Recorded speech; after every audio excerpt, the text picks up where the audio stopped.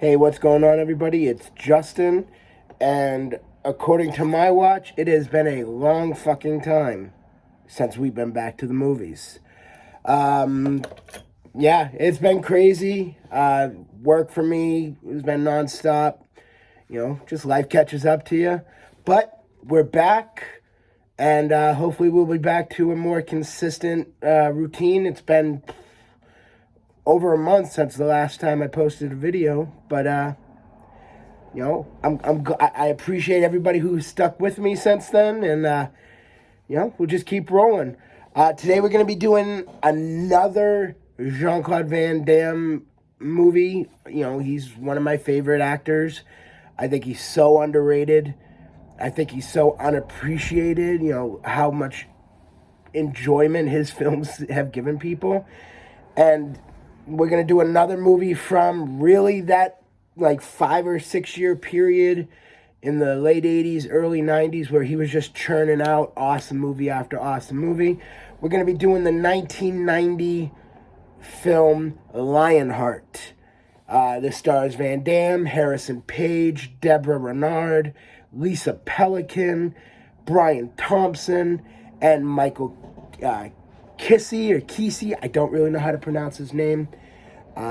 Kesey is actually also known for his role as Tong Po in another Van Damme movie, Kickboxer. They were actually friends growing up in Europe. Before they both became actors, they both came over to the United States to be actors, and they've remained friends ever since, from what I've read.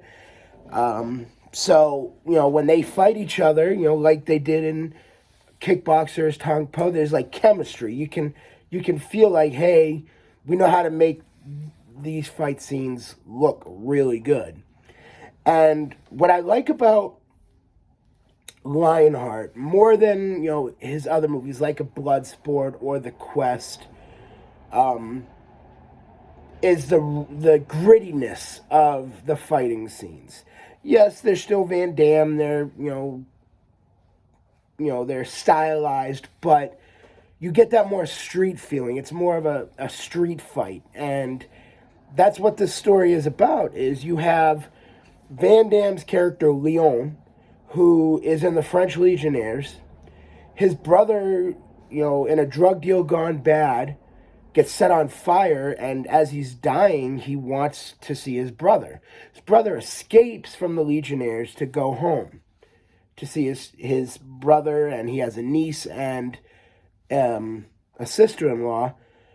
But he escapes, he lands in New York, has no money, has to try to get his way to California. And just so happens to stumble upon a street fight, or a group of street fights, and he dominates because it's Van Damme. He's a badass. Well, that introduces him to Harrison Page's character, and he gets him into the underground fighting scene where there's more money bet on by wealthier people, and meets Deborah Renard's character, who finances him and helps him get to California, where he finally finds his sister-in-law and his niece. His brother has sadly passed away, and he wants to help them, but Pelican's character doesn't want the help. You should have been there for my family, or for our family, long before, and he may not have died. Your brother may not have died. But he keeps fighting to help support the family,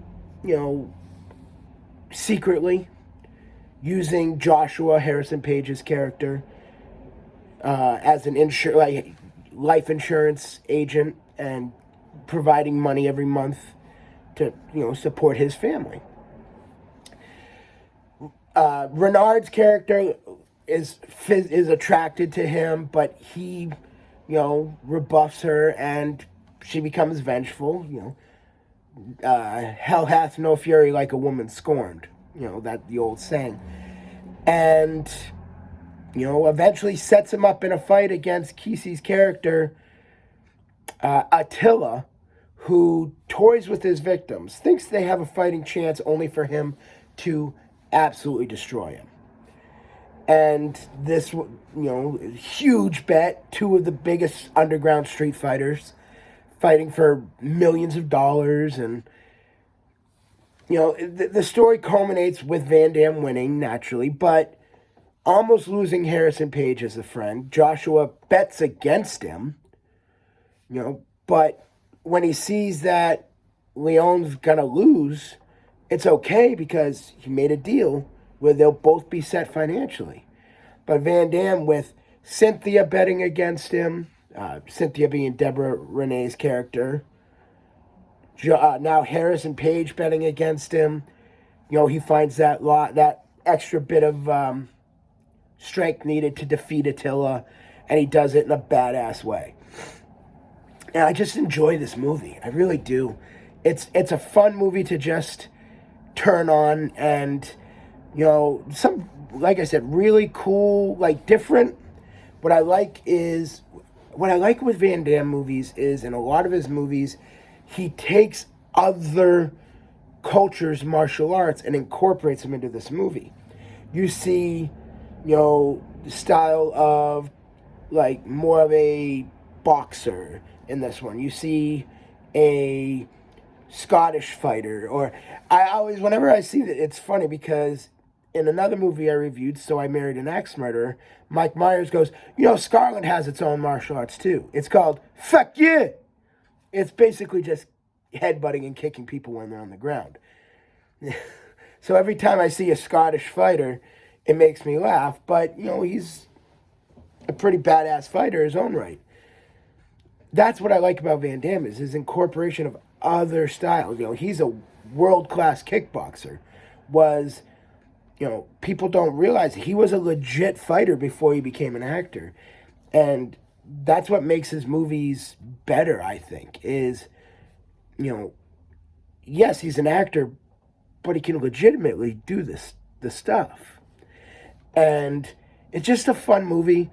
I was going to put it in the underrated movie category, because it's only a 30% on Rotten Tomatoes. But I just decided, we got to get this movie out. I just watched it recently. It's such a fun movie.